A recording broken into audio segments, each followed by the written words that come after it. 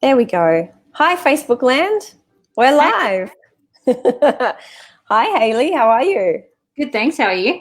I am very, very well. We were just having a bit of a pre-chat before our session. I was saying how nice your background is. Yeah, I like my mandalas.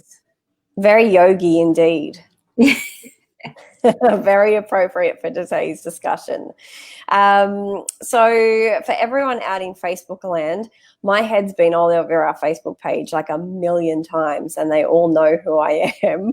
But I thought we might start today's discussion by introducing you, Hayley. So tell us a little bit about you and what you do at the club and what your qualifications are and your background.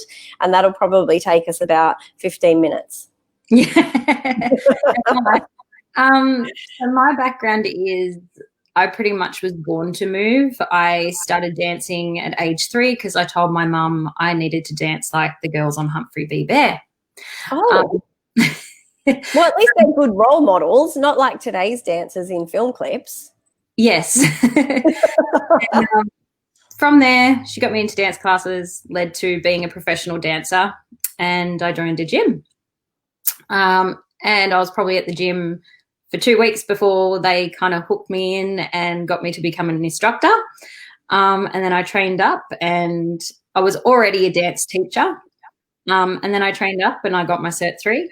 And then from there, things just kind of snowballed and I got my Cert 4 and I got my yoga, I got my Pilates, I got my boxing. I could go on for days. Yeah. Qualifications you have are as like long as my arm. Yeah, and in our time off, I went and did like little small courses, like for different parts of the body, and like one course was on transverse abdominis, and so I've got like about another 10 certificates to give you. Just to fill my other arm. Yeah. I'm going to have a file like this in the club. It's going to be really thick with all your qualifications. So today's coffee and conversation is titled T-zones, plies, and downward dogs, because we want to break down the similarities and the differences between Pilates, barre, and yoga, and you instruct all three of those. And as I was thinking about this topic, I was hoping to come up with like a really good joke that was like, hey, a Pilates, a yoga, and a barre instructor all walk into a pub, but I couldn't think of the punchline. Because I feel like it's that kind of thing. The punchline just didn't come. Yeah, maybe by the end of it, the punchline will come, or maybe one of the viewers can give us the punchline to that joke. That would be good. Yeah. So the reason we want to unpack this topic is because there's lots of confusion about the differences between Pilates yoga and barre, or barre Pilates yoga, and lots of confusion around the similarities around them as well. Because I might say to one of our members, or just speaking generally to someone, oh, hey, you should try Pilates for that. And they might say to me, oh, no, I tried yoga and I didn't like it. I'm like, well, no, it's a different class. Or I might say, try barre, you'll really love barre. And they're like, oh, no, I did Pilates and I hated it. I'm like, no, It's a different class. So we want to unpack each one. So let's start with Pilates. So we do mat Pilates here in the club. So tell us a little bit about what Pilates is, and then we'll talk about what the T-zone is, because that's a whole nother That's topic. a different one. Yeah. So what is mat Pilates? Okay, so pretty much the whole concept of the Pilates method come about when it was developed in like 1900s. And it was by a man who was called Joseph Pilates. And he had he was very sick during childhood and early life. So he studied yoga. He studied, he went into like weightlifting and things. And he found that there was very poor balance in the bodies. So he came up with this concept, which it's a very focused form of exercise, and it helps strengthen the body. So it is a strength class. So if anyone asks me what Pilates is, it's a strength class. Yes. And over time, that gives you a sculpted, slim physique without that bulk. It's a concept that bad habits and injuries lead to weaknesses and imbalances in the body. Pilates exercise is to realign and re-educate our body on its stance and where and how to move a joint, because all our movements come from a joint. It works as smaller muscle groups that help support the joints as well. But it's also a mental focus.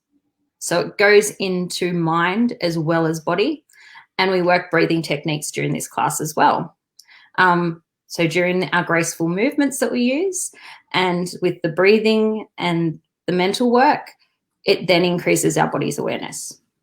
And I think that's where the confusion between Pilates and yoga often lies, is the fact that it is a focused class and it does require breath work as well. And I think when they hear breath work and focus, that's where the confusion between Pilates and yoga lies. And we'll dig into yoga a little bit later, and obviously that you and I know that there are some strength elements in yoga as well. But I think it's really important to note that, yes, Pilates is a strength-based class. It will require mental focus. You will use your breath, but it's not a meditative class. No. So you don't add that soul aspect to it, where yoga is the mind, body, and soul. It's more mind focused on what your body is doing and getting in touch with how the body's working while doing movement, instead of zoning out and your body is kind of on automatic mode. Yeah. And I know we were talking to a member the other day about and recommending Pilates. And we were recommending Pilates because of knee issues and joint issues in the knee. So obviously it's fantastic for anyone who's wanting to build stability in the joints. So let's talk a little bit about that. So we were talking particularly about osteoarthritis. Yeah. And wanting to build stability and strength around the knee to stabilize the knee and take some of the pressure off it. Have you come across other sort of chronic illnesses or chronic conditions that Pilates can be assisted by? Oh, Pilates can be used after any injury, or it can be used, obviously the one that we do isn't a it's not the Pilates that you would get if you go to a physio. They do use Pilates.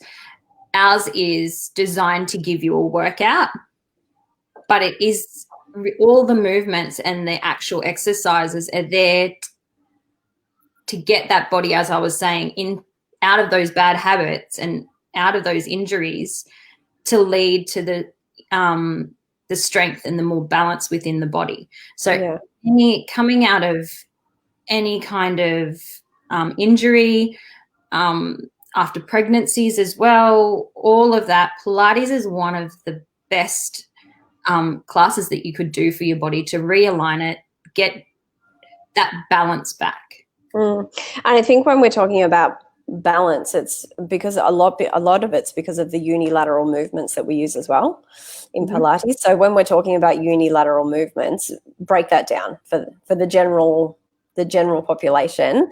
What are unilateral movements and why are they good for recovery and just generally good? Yeah. So what we want to do in Pilates is work each side as equally as each other. So your left to right, your front to back. You work your abs, you need to work your back muscle. If you get really strong abs, but you forget about your back, you end up in a really hunched over kyphosis kind of posture. We want to balance that. So if we work the front, we work the back, we work the right, we work the left. You work the top, you work the bottom. So it's all about that balance of front to back and working everything equally. In everyday life, we are left-handed or we are right-handed, most of us. So then you'll find that side of your body is probably the most strongest side. So you'll naturally do all your movements on your most predominant side. Yeah.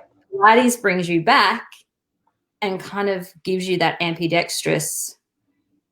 Once you get into it and you start to work both sides of your body, they'll become more ambidextrous than what.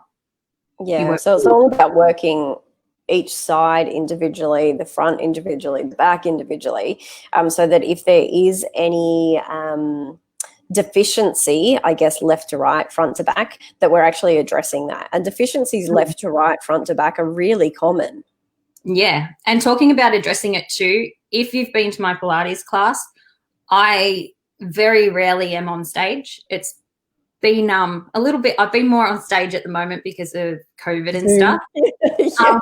But my Pilates is a very hands-on, so I will come around and I adjust foot alignment, or I will adjust back alignment, which is another thing that comes with T-zone when we talk about that.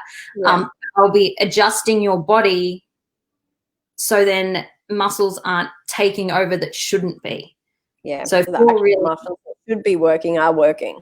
Yeah. So if you're externally rotated, you're going to lift your leg up and your heel's going to be pointed towards the ceiling and your leg's going to be in a completely different angle to the parallel knee to the ceiling, and using those your iliacus to pull back the femur into the hip joint. So it just works on little things like that. And I'm very hands-on with my Pilates. But everyone knows I come around, I touch a foot, I go hand sanitize.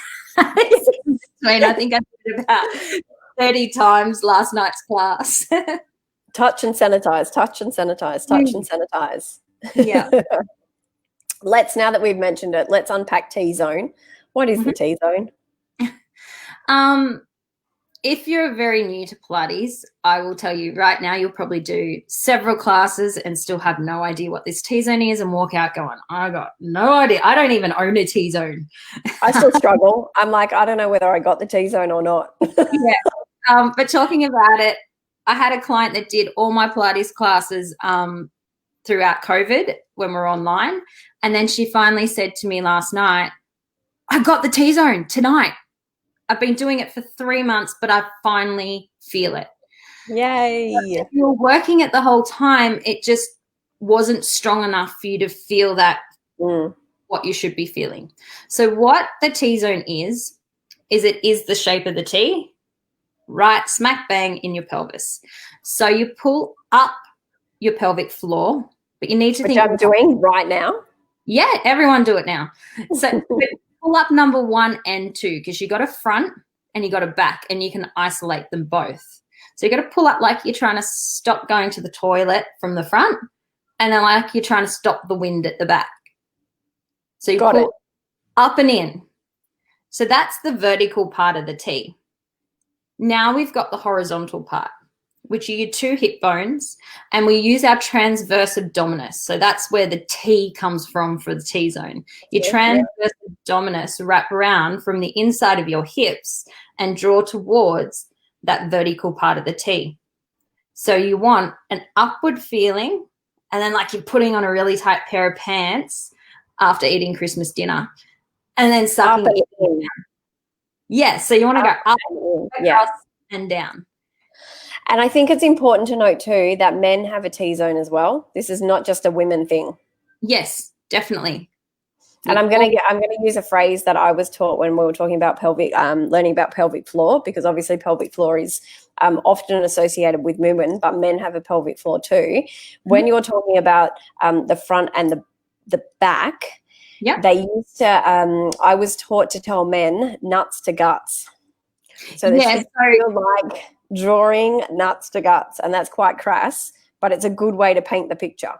Yeah, so if I was to teach a class full of women and men, with the men, I tell them to feel like they've just jumped in freezing ice cold water. Yeah. And everything should lift. They will feel everything lifting. And once you strengthen that, number 1, after pregnancy, it's really important to get that back into shape. Before having babies, it's really good. As we age, we need to have a really strong pelvic floor. And if you really want to get into it, it actually can help your personal lives. Good to know. There you go. Good to know. So the T-zone has many functions. And so does Pilates. Yes, absolutely. Fabulous. Let's roll. What do you want to do? Do you want to do barre first, or do you want to do yoga first? Maybe we'll move on to yoga, because I always, when I talk to people, I go, oh, have you done yoga? And it's, oh, no, I do Pilates. And it's like, that's football versus tennis. Yes. And you know what else? I've said this before, I often hear, "Oh, I'm not flexible," and I'm like, "How about you jump into some yoga?" And they're like, "Oh no, I don't do it because I'm not flexible." Yeah. That's the whole point. The That's whole why point. we relax. Yes. So pretty much yoga is actually an ancient form of movement. It was designed many, many, many years ago. And it not only works the mind and body like Pilates does, it works the soul. It's a sequence of poses, and the way they're put together, it works the body to gain strength, stability, flexibility, mind concentration, and a person's inner peace. So connecting you with the universe around you. The whole yoga philosophy, the text I think was written, it's actually called Yoga Sutra. And it was written like, I think it was like 2,000 years ago, early 2,000 years ago, something around there. It's roughly, I can't remember what year off the top of my head. A long time ago. A very long time ago. So it's like the oldest of any exercise in our club at the moment. And in that transcript, it described yoga as a pathway to full body awareness, self-realization, and a way to transcend a human into the consciousness and achieve oneness to the universe around them. And I think I think where general population is quite aware of the spiritual side of yoga, the fact that it is used for relaxation as well as strengthening, stretching, there's, mobility, there's all sorts of elements in there. But I think the number one thing that not worries me, but concerns me is that often people can't slow down for yoga, or they feel like they can't do yoga because they can't slow down. Yeah. And in this day and age of everything being rush, and adrenal issues and stress issues and just mental health issues, what is the number one thing that you would say to someone who is stressed? They do recognize that they need some assistance with mental health. They do recognize that they would like to be able to slow down at some stage, but they feel like they still can't do it in yoga. How do you think they can transition into that? Because I know I did it. You know that I was jumping into your classes, and it probably took me a good 6 weeks to actually be able to bring myself down and actually be in the space, and not ignoring the whole spirituality side of things, because people have their own spiritual preferences, let's call it. So you don't even have to be a yogi as such, but what advice do we give them so that they can actually bring themselves to that point where they can slow down and work on relaxation, stress release, mental health? My biggest thing is people need to be aware that your brain is a muscle. It can be your biggest enemy, but we need to train it to be strong. You didn't walk into the gym and pick up 100 kilos and start squatting straight away. You probably started off by grabbing a 5 kilo dumbbell, even 2 kilos, 1 kilo. Your brain's the same. Don't expect to walk into a class and be able to do it straight away. At the beginning of all my yoga classes, I sit down and I try to talk people through a way to bring that mind down, start to slow it down for the class, and to recenter themselves and ground themselves. It will take if you're new to yoga, it'll take a few weeks to get control of your mind. Then taking the things that I do, a slight meditation at the end as well. But taking a few of those things home and working on them before going to sleep at night, you'll probably find that you'll get to sleep faster. You'll be able to slow down the mind over a period of time. And it just becomes easier, the same way as you struggled doing a bicep curl with 5 kilos, and now all of a sudden you're doing 20 kilos. No worries. You could pump 50 of them out. Yeah. It's just that thing you need to be kind to your body and give it time. Be patient. I think that's it. I think it's committing to, I guess first you have to recognize that you are in need of some downtime and some recovery time. And then it's committing to actually doing it and going, okay, I know this is going to take me a little while to actually be able to get into, you know, a yogic place and a relaxed place, but I have to practice it. Yeah. I know people who, a few clients of mine have started 5 minutes every morning, waking up 5 minutes earlier and taking some self-reflection time. Some people journal and they'll take that meditative state into journaling of a morning. Some will sit there and do like a reflection of the day before and how they can make the day better, today better than yesterday. And then some just sit quietly and try to calm that mind before the busyness of the day happens. So there are ways to do, and there's amazing apps out there too that you can get on your iPhones or practice mindfulness, practice meditation. Yeah. And they will take you through like a few things and little pictures on the screen kind of. Yeah. And I think it's we should probably mention too that in your yoga classes, your meditation at the end, you do make up optional as well. So you do invite people if they're not wanting to participate in meditation today, that they can quickly and quietly leave the class before meditation starts. And it's not for, you know, it's not for everyone, and it might be for you on one day, but not for you on another day, and that's okay. Yeah, that's it. It is very optional. Everyone's different. Everyone's body's different. And if you've ever been to my yoga, you've probably heard me say what your body is right now isn't what it's going to be tomorrow, and it isn't what it was yesterday. Every day is different, and that's your mind, body, and soul. So you need to really listen to your body and what you're needing. And if you don't feel like today's the day to do that meditation, then that's perfectly fine. Have I lost you? Are you there, Corrine? Oh, no.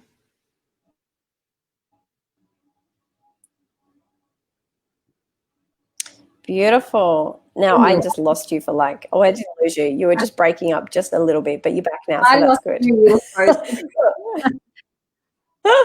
So while the going's good, let's move on to Barre. So we are both Barre instructors. One of us is more graceful than the other, I have to say. Much more graceful than me. So let's talk about Barre. So what is Barre? So it's a more modern form of exercise. It wasn't developed in 1900s. It wasn't developed 2,000 years ago. It's more of a modern concept. It does originate from classical ballet, which was developed in the 1900s. But its concept was originated pretty much late 90s, early 2000s. And it comes from classical ballet, and it's designed to shape and tone the postural muscles and builds core control, all whilst being swept away by the musicality and escaping the everyday world around you. And I think that's the part that often freaks people out, is because we describe it as ballet inspired, they think they have to be this amazing, graceful gazelle. And you just don't. Look at me. Look at me. I'm not that graceful. Like if you look at the qualifications and the classes that I teach cycle, hit strength, hit cardio. Like they're all really agile, strong classes. And then I teach Barre. You don't have to be a gazelle. So I think that's, one of the first things that we need to sort of get out there is, yes, it's ballet inspired, but you don't have to be a gazelle. It's all good. No. And we're talking about it, I describe it as a strength class as well. Yeah. It's definitely a strength genre. Yeah, it's definitely strength class. All three classes are strength classes. The flexibility comes in all three classes as well. But the difference between Barre, and Pilates and yoga is it is more musically based. Yes. So it is to the tempo of the music. You're using the music to get the most out of your workout. You'll get swept away in the music, and half the time you don't even realize class only has 5 minutes to go and your body's burning. And then all of a sudden you're like, oh, yeah, that's right. There's where my glute is, and it's been burning all class, but I didn't realize because it was so much fun. And I have to tell you, when I first started Barre, as I was doing it more and more and more, so at one stage I think I was doing about 3 classes a week because I was instructing 2 and then jumping into yours and learning Corrie and doing, so it was probably 4 or 5 times a week that I was doing Barre. I got the best butt lift ever. All of a sudden, the top part of my butt, did that. It kind of lifted. Yeah. So if they're looking for perky butts, Barre's the one. Yeah, Barre and Pilates. And Pilates, yes, definitely. Oh, both. So just quickly, we do Les Mills Barre in our club here. So oddly enough, it's Barre with no bar and Barre with no shoes. Yeah. Yeah, so why? The reason why we've taken away the bar is there in a classical ballet class to learn basic movements and keep you stabilized. The whole concept of Barre, Les Mills Barre, is your body needs to stabilize. So you need to use your core. You need to use the muscle corset of your foot, and all the little stabilizing muscles in the ankles, legs, and hips help stabilize you, and you're not relying on grabbing hold of a bar and hanging on for dear life. And then no shoes comes down to the same concept. If you wear shoes, a lot of people in today's society rely on that support of the shoe. They've got arch supports. They mold to the foot and hold the foot in position. So then the foot muscles get lazy. So yes, the bones are all in correct position, but the muscles aren't strong. By removing the shoe and working the foot in such a way that we're working the intricate muscles, we'll start to lift the arches, start to make the ankles work.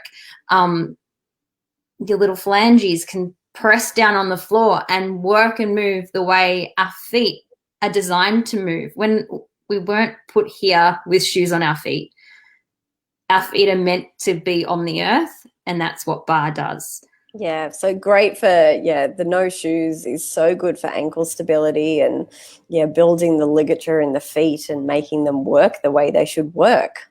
I had a client actually once, I think it was at the end of last year, come up to me and go, I've been doing Barre all year and I felt my ankles getting stronger, but I didn't realize how strong they were until I went over on my ankle on a pebble or something in her shoes, but her ankle and her muscles quickly reflexed back into position, and her ankle was tender for a day but did no damage. Yeah, it wasn't a major injury. Knew if she had done that and not been doing Barre, there would have been a major injury. She would have sprained her ankle or broken it. Oh, amazing.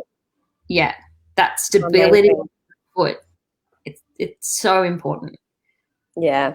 So I think we've done quite well at unpacking those. So we've got... Can I add something for all 3 classes though? Go for it.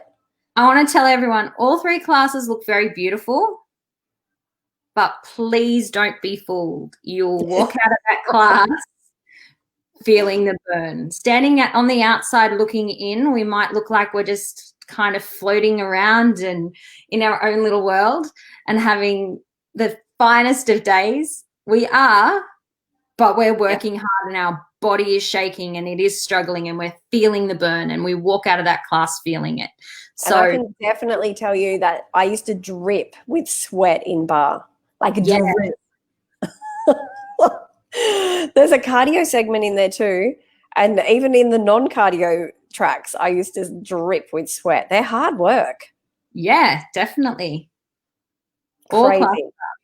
And all classes should be. Yeah, absolutely. It starts to go, or your whole body starts to shake and you're like, whoa, what is happening? Yeah. And I always need to remind people it's normal, because they kind of look at what's my body. Which one gets me in yoga every time? Bloody warrior. Oh, every time my leg's like. Do you know why they call it warrior pose? Sorry? Do you know why they call it warrior pose? Why is that? Because a warrior, at times where they're under stress and strain, they remain calm. Well, clearly I haven't nailed that yet. Because I'm freaking out the whole time going, my leg's shaking. Maybe that can be my goal for my next yoga class. Remain calm in your warrior pose. Oh, beautiful. Thanks so much, Hayley. I think we've given a really good insight into the differences in those classes. And now people should understand a little bit more about the differences in between them and the similarities as well. But they are three very different classes, three different purposes. One might be for you, one might not be, but, at least now you know what they actually are and you have a greater understanding. Yeah, I hope I've cleared it up for you all. But also I want to clear up my Tuesday night class because I have a few people. Oh, yes. What is this class and what it's all about? And yes. So Tuesday night, dance fitness, 7 o'clock. You need to come and try it. It's like a party class. You get your cardio out. The moves are simplified. So it's my choreography. I designed this class for the people who are coming to my class and attending. You're not going to trip over your feet. The moves are nice and simple. I keep them simple so you go, oh, yeah, I've skipped before. I've done this before. I can step to the side. And you can get right into that dance as soon as the music starts. Yes. 30 seconds to a minute trying to get your head around the feet and missing out on that minute worth every single track of getting your cardio out. From the moment we start to the moment we end the class, your heart is pumping. We kind of start off, I warm your body up. We do 3 tracks, high intensity tracks, and then I'll let you get a drink break. When you come back, we'll do a track to kind of slow down a little bit, get your head around things, let that heart kind of start to come back down. And then we'll do 3 more tracks and pop you up there. Then you'll get another drink. You'll come back and we start to work on your arms. We do an arm track. Then we do a leg track. Then we do another fun dancey track. Nice and easy to follow. It's just like a party track, and then we cool down, and it's just a nice stretch. So much fun. We got lights going. I was going to put together a little thing of me just doing a few of the moves so everyone can see what that class is about. But it isn't intricate. It's easy to follow, and you're like, oh, whoops, I could go all night. Last night I had a playlist there, and I had to drop 5 tracks because I would have been there till about 9:30. Oh, too funny. And we had a bit of a dance party during our lockdown, didn't we? Yeah. And it was so fun. Yes. So fun. So yeah. So that's Tuesdays, 7 o'clock. Bit of a dance party. And you're not allowed to go out dancing at the moment, like at any pub. So just come to the gym and on Tuesday night. The only place you're allowed to hit the dance floor. Yeah. So awesome. So awesome. Hayley, thanks for joining me today in Coffee and Conversation. I'm hoping someone comes up with our punchline for our joke. Yeah, we need some punchline. I want this show. I'm gonna Well, I did Google it, but I couldn't find one. Oh, there wasn't. Damn. Maybe you'll have more luck than me. Let me know if you do. Okay. All right, everyone. Have a great week. I'll see you soon, guys. Bye.